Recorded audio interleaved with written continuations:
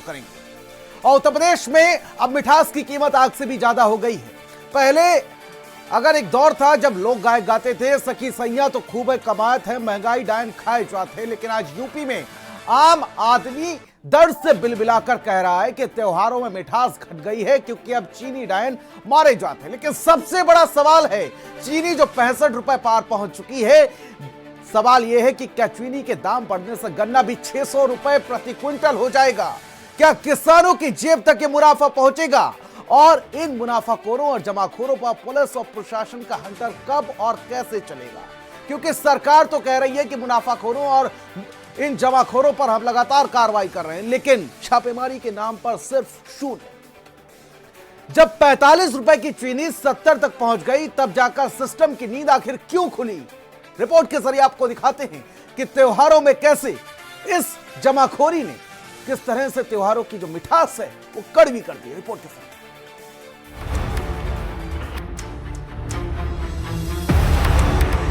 42 रुपए से ये समझो कि 68 रुपए हो चुकी है। वहीं से ही जब पावर का खर्चा था वहाँ 100 ग्राम का करना पड़ा। हम लोग जनता पूरी परेशान है चीनी के ऊपर।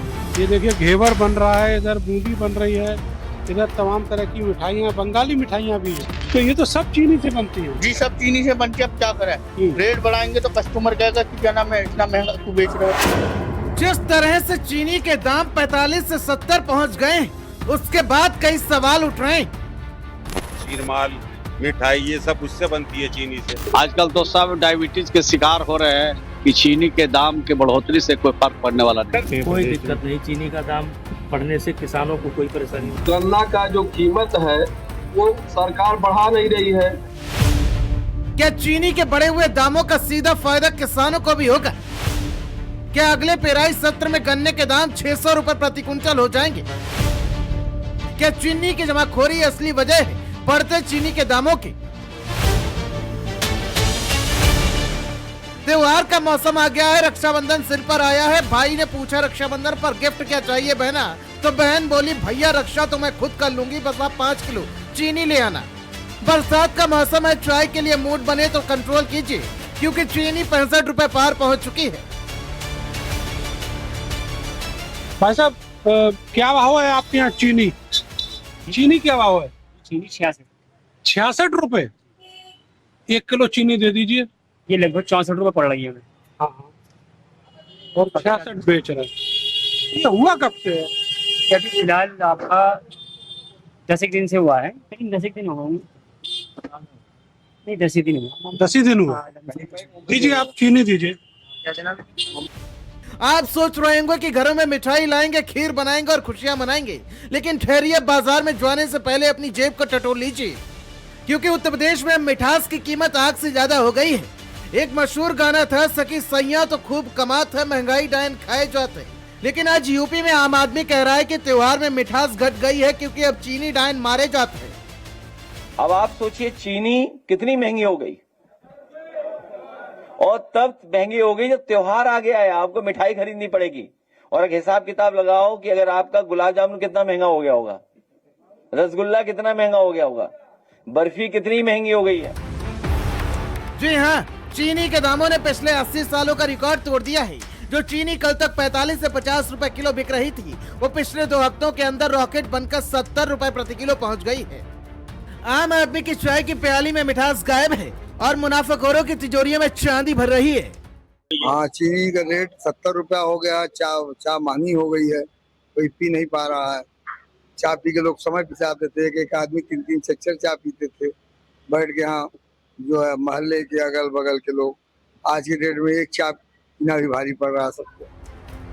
असर सिर्फ चाय तक सीमित नहीं है, चीनी महंगी हुई तो शरबत, गुड़, बताशा, नकुलदाना और त्योहारों पर बनने वाली हर मिठाई के दाम आसमान पर पहुंच गए हैं। किराना व्यापारी हाथ खड़े कर चुके हैं। उनका कहना है कि जब पीछे से यानी कि थोक बाजार से ही चीनी 65 रुपए किलो आ रही है, तो वो जनता को 70 रुपए से कम कैसे दे?